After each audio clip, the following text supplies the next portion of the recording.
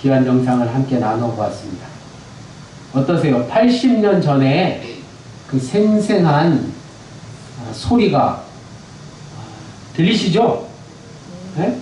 그날의 함성을 그대로 재현한 소리를 우리가 함께 들었습니다. 80년 전에 살아 계셨던 분들이 많으시다는 그죠?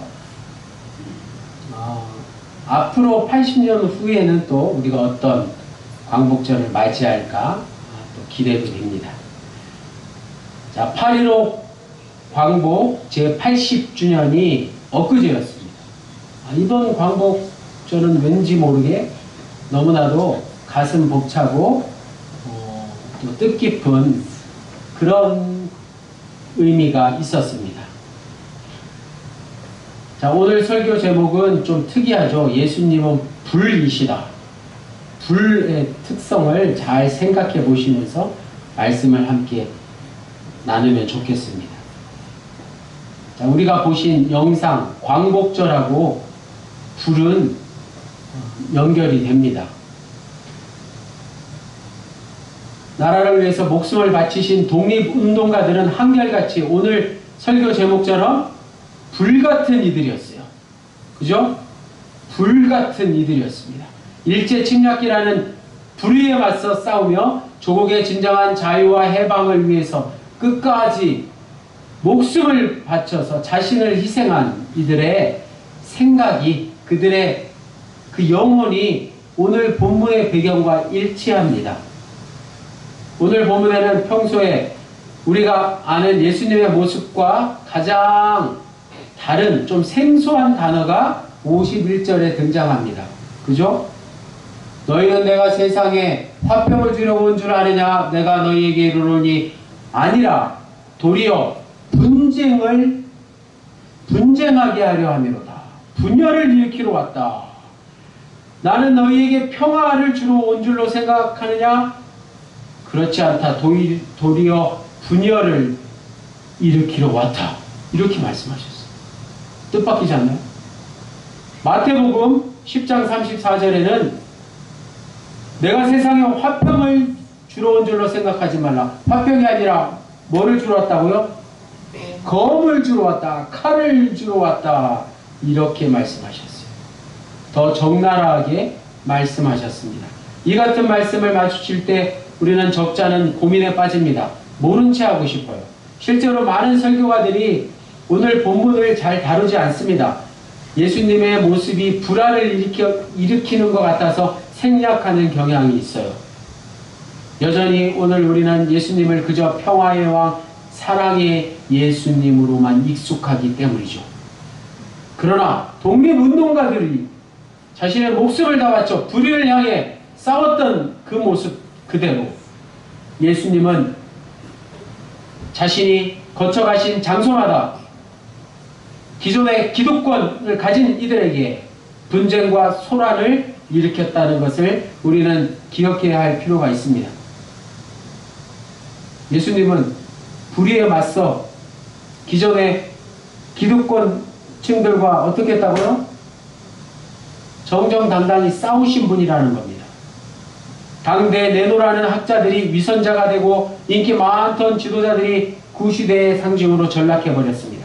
그들의 선한 얼굴에 악의가 깃들고 그들이 오랫동안 지켜왔던 권위가 순식간에 사라져가는 동안 역사의 무대에서 본 적도 없고 많은 사람들에게 무시당했던 이들의 모습이 나타났습니다. 복음서 곳곳에 돈 없고 연줄 없던 사람들, 불공정한 재판의 피해자들, 자신을 받아주는 곳이 없어 광야와 산과 동굴과 땅굴을 헤매며 하루하루 연명했던 이들의 모습, 특별히 누가복음에 빼곡히 기록되어 있습니다. 기독교는 바로 이러한 자들, 사회적 약자들의 기쁨이 참된 평화의 시작이었다고 기록하고 있습니다. 우리가 이미 잘 알고 있듯이 주님은 평화의 왕, 사랑의 왕이 맞습니다. 그러나 동시에 주님은 분열을 일으키는 검입니다. 주님은 다수가 적당히 만족하는 현실에 만족하지 않으셨습니다. 좋은 세상이 왔다고 이제 그만하면 됐다고 좋은 게 좋다고 말하는 이들이 일으킨 고통을 자신의 일로 여겨 감히 그 일을 새롭게 하고자 하셨습니다. 참된 평화를 마다하는 그리스도인이 어디 있겠습니까? 성령의 역사가 일어나길 바란다는 말에 모두가 고개를 끄덕입니다. 그러나 나의 모습을 돌아보는 데는 우리 모두가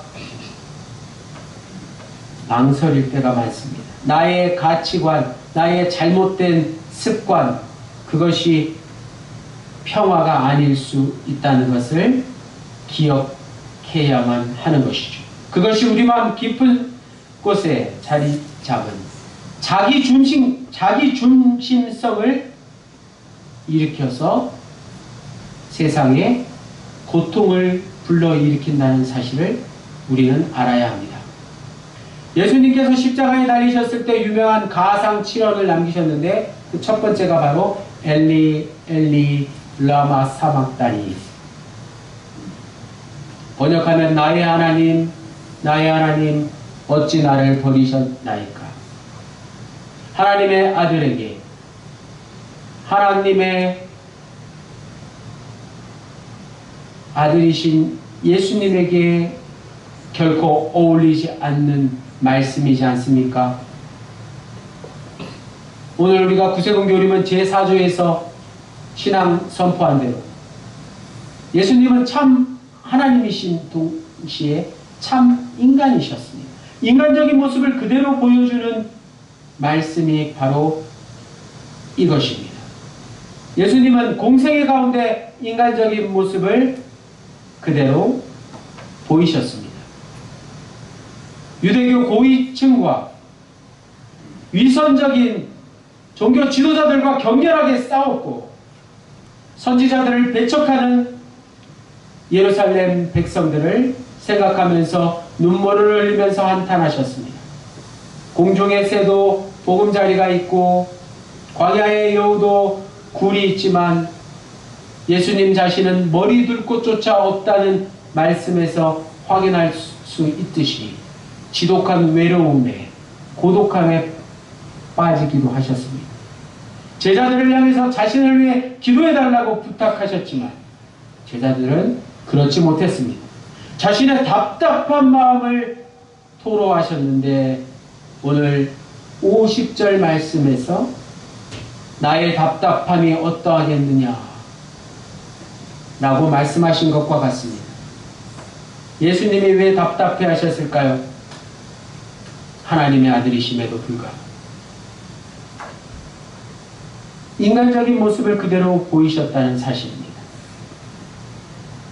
나는 받을 세례가 있으니 그것이 이루어지기까지 나의 답답함이 어떠하겠느냐. 예수님이 받아야 할 세례는 단순히 성만찬이나 구세군의 입대식, 임명식, 그 예식 자체만을 의미하는 게 아니었습니다. 예수님은 공생에 시작할 때 이미 세례 요한에게서 물 세례를 받으셨습니다. 세례는 자신에게 닥칠 운명을 가리킵니다. 그의 운명은 인류 구원의 길이었습니다. 그 길을 다 마쳐야만 자신의 사명도 완수되는 것이었습니다. 그런 사명이 다 끝나기 전까지는 예수님의 마음이 답답할 수밖에 없었던 것입니다. 여기서 우리는 한 걸음 더 들어가서 예수님이 왜 이런 생각을 하셨을까? 라고 질문할 수 있습니다. 예수님의 영혼 가득 채운 그 생각이 무엇이었기에 그가 자신의 운명이 끝날 때까지 답답한 심정에서 헤어나지 못했느냐? 라는 질문이죠. 그것은 바로 50절 말씀에 그것이 가르치는 대로 하나님의 나라를 이루기 위해서였습니다. 공생애를 시작하시면서 가장 먼저 외치신 말씀, 회개하라. 하나님의 나라가 천국이 가까이 왔느니라. 예수님의 이 말씀은 그 핵심 주제가 바로 하나님의 나라를 이루기 위해서였다는 것입니다. 처음부터 마지막까지 예수님의 사명은 하나님의 나라를 이루는 것이었습니다. 그것도 이 땅 가운데 이루는 것이었습니다. 가난한 자가 행복하다는 말씀도 하나님의 나라가 가까이 왔다는 사실에 근거해서 설득력이 있는 것입니다. 병자를 고치고 심지어 죽은 이를 살리는 일까지 마찬가지입니다. 비유적으로 말하자면 다가오는 결혼식 날짜를 기다리는 신랑 신부의 모습과 같습니다. 신랑 신부에게는 결혼 외에 다른 것은 다 사소한 것들로 전락해버립니다. 하나님의 나라를 이루려는 주님의 마음이 그랬다는 것입니다. 오랫동안 투병 생활을 하다가 완치 판정을 받은 사람의 경우와 비슷합니다. 완치를 받았다는 사실만으로 그는 삶의 환희를 경험할 수 있을 것입니다. 예수님이 선포하고 자신의 운명으로 삼았던 하나님의 나라는 바로 하나님의 통치를 가리키는 말씀이었습니다. 그 통치는 바로 다름 아닌 우리의 생명을 살리는 사건이었습니다. 우리의 삶이 완전하게 되는 사건 말입니다.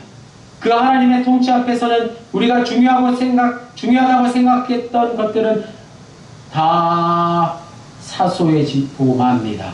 거꾸로 사소하다고 생각했던 것들이 정말 중요해지는 것입니다. 첫째가 꼴찌가 되고 부자가 거지가 되는, 거지가 부자가 되는 일이 바로 하나님의 나라가 이루어지는 사건입니다.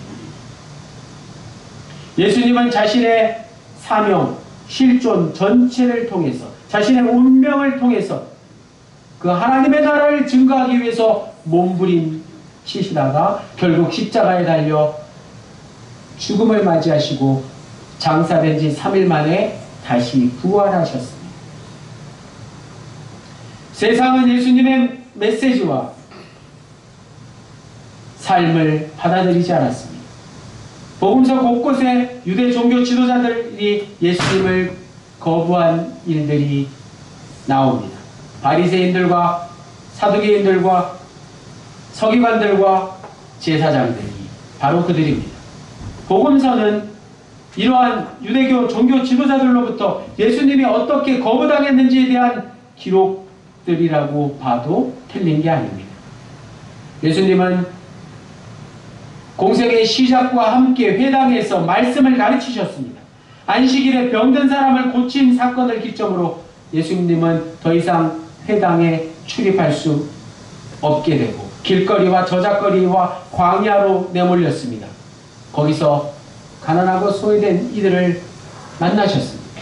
급기야는 신성 모독죄로 유대교 최고 법정인 산헤드린 법정에서 재판을 받았고 결국 로마 법정에서 빌라도에 의해서 십자가형 선고를 받으시고 십자가에 달려 죽으셨습니다. 복음서에 있는 내용은 예수님의 공생애 가운데 하나님의 나라를 선포하다가 유대교 종교 지도자들이 그리고 유대 민족들이 예수님을 어떻게 배척했는지를 생생하게 기록하고 있습니다.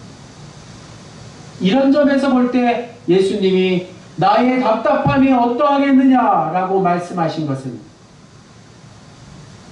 매우 옳은 말씀입니다. 그의 삶을 압축하는 말씀입니다. 그 답답한 마음을 오늘 말씀의 핵심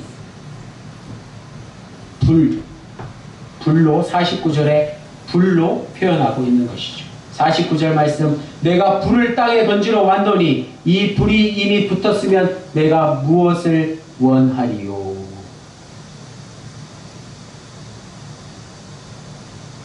지금은 우리가 손쉽게 불을 붙일 수 있지만 2000년 전에 불을 한번 붙이기가 어디 쉬웠겠습니까? 불 붙이는 일이 가장 중요하고 힘든 일이었습니다. 불씨를 잘 간직하고 있다가 필요할 때 불을 붙였습니다. 불을 붙이러 왔다는 예수님의 말씀을 당시 유대인들은, 고대인들은 실감나게 들었을 겁니다. 태우고 변화시키는 성질의 불은 바로 심판을 뜻하기 때문입니다. 죄악이 만연한 자신의 심판이 예수님의 불로 상징되었다는 뜻입니다.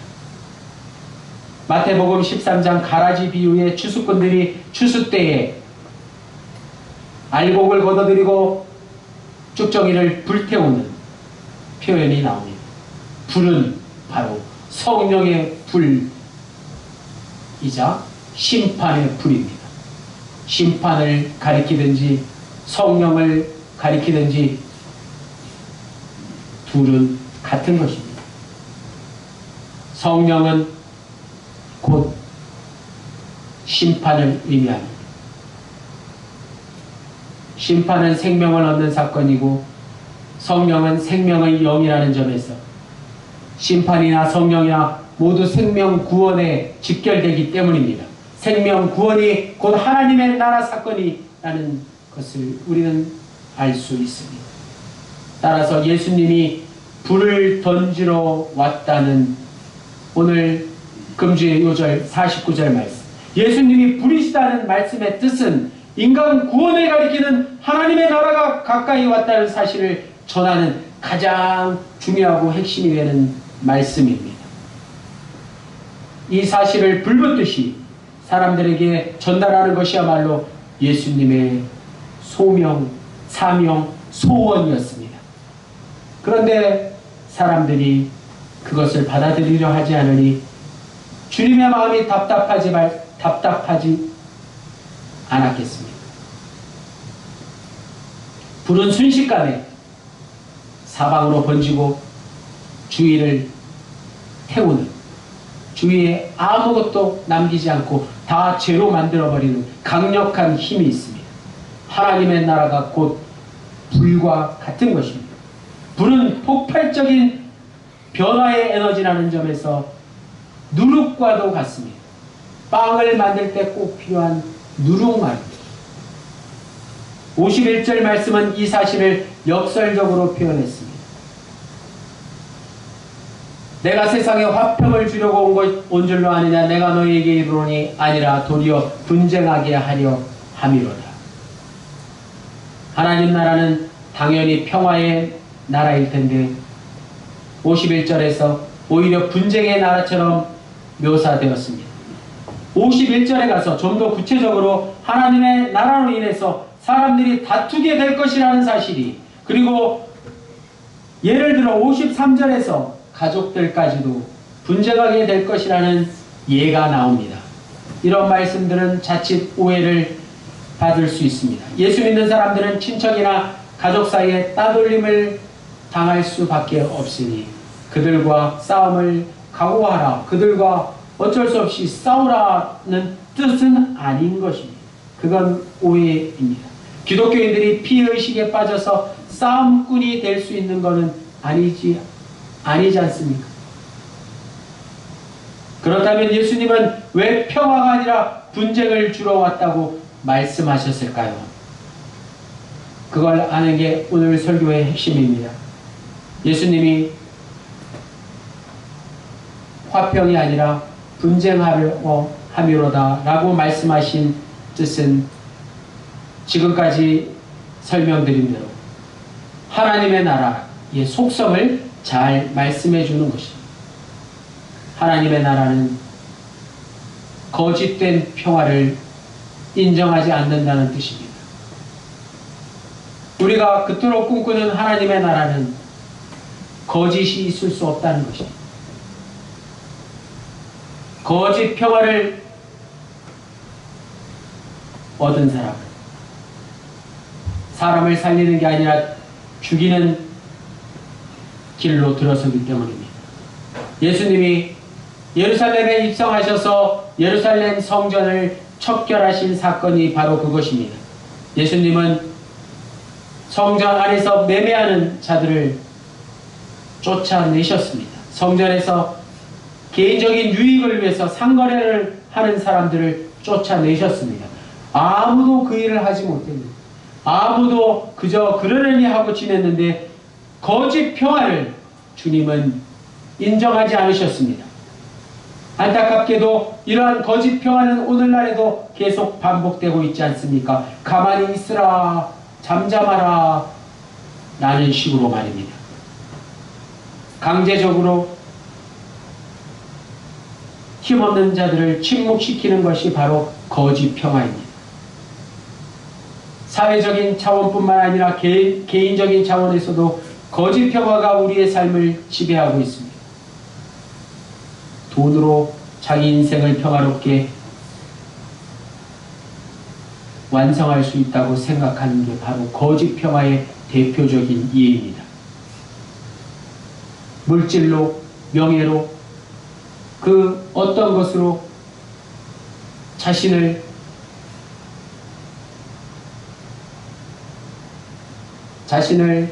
만족을 얻을 수 있다고 생각하는 것, 그것이 거짓 평화가 아니고 무엇이겠습니까?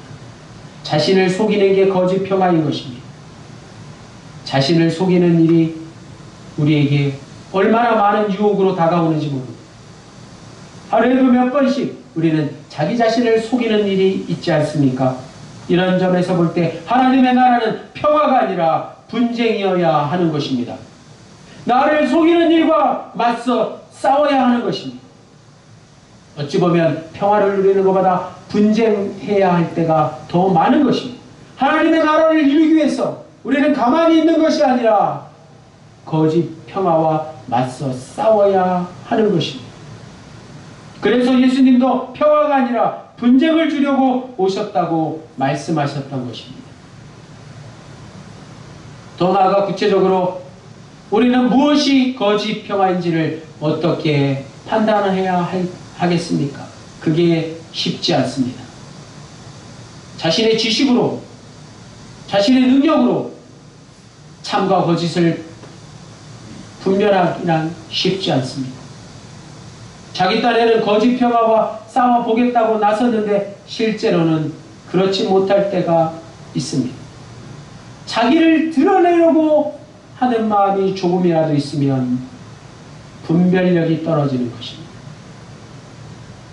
그래서 오늘 본문 56절 말씀에, 마지막 말씀에 우리에게 아주 중요한 기준을 제시해 주고 있는 것입니다. 굵은 글자로 이렇게 시작합니다. 외식하는 자여, 너희가 천지의 기상은 분간할 줄 알면서 어찌 이 시대는 분간하지 못하느냐. 우리의 분별력은 외식할 때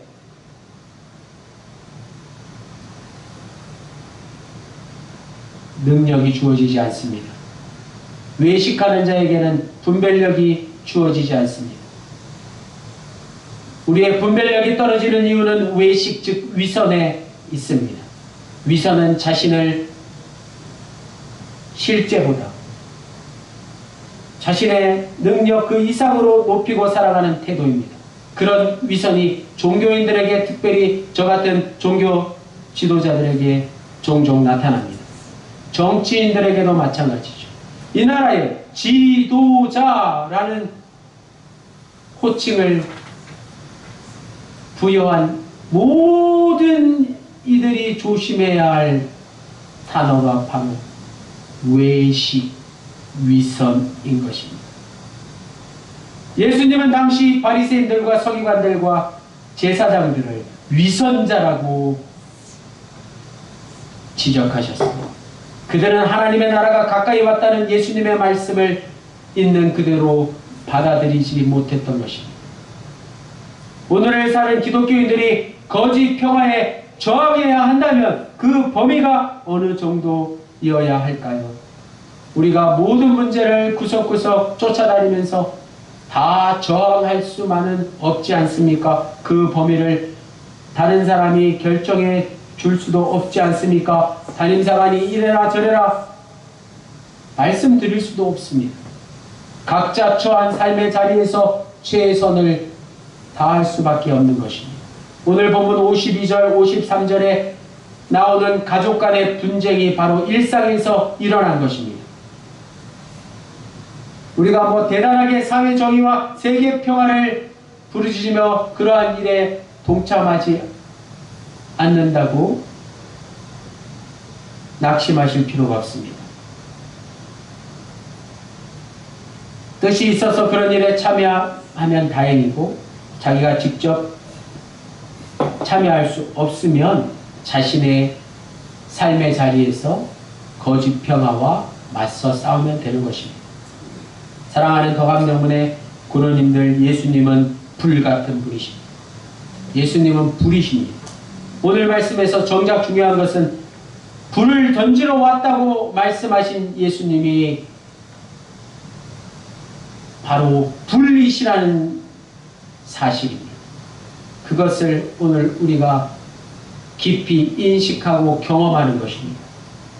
불은 심판의 불이요 성령의 불입니다. 즉 생명과 구원의 화염입니다. 예수님은 생명과 구원이십니다. 이는 곧 예수님 이외에 다른 어떤 것으로는 생명과 구원을 얻을 수 없다는 뜻이 됩니다.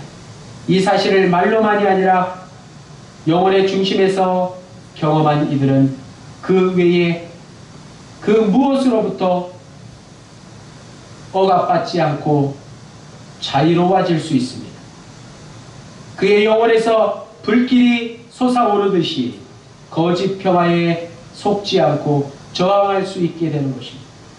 지난 2000년 동안 기독교인들은 다 그런 태도로 불길이 솟듯이 거짓 평화에 저항하며 맞서 투쟁해 왔습니다. 오늘 우리도 이제 그런 역사를 이어가고 있습니다. 예수님은 불이십니다. 예수님이 우리에게 불을 붙여 주셨습니다. 예수님이라는 불이 우리에게 붙었습니다. 이 사실을 남은 생 가운데 꼭 기억하시며 살아가시기를 주님의 이름으로 간절히 축원합니다. 아멘. 기도드리시겠습니다.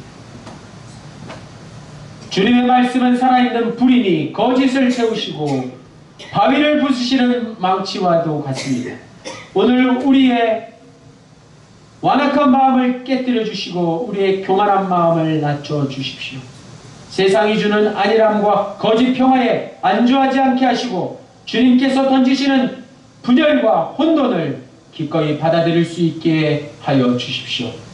허다한 믿음의 증인들을 본받아 우리 앞에 놓인 믿음의 경주를 인내로서 달리게 하시고 마침내 그리스도를 온전히 바라볼 때까지 멈추지 않게 해주십시오. 성부, 성령과 함께 한 분이시고 우리 믿음의 창시자이시며 완성자이신 예수 그리스도의 이름으로 기도드립니다. 아멘.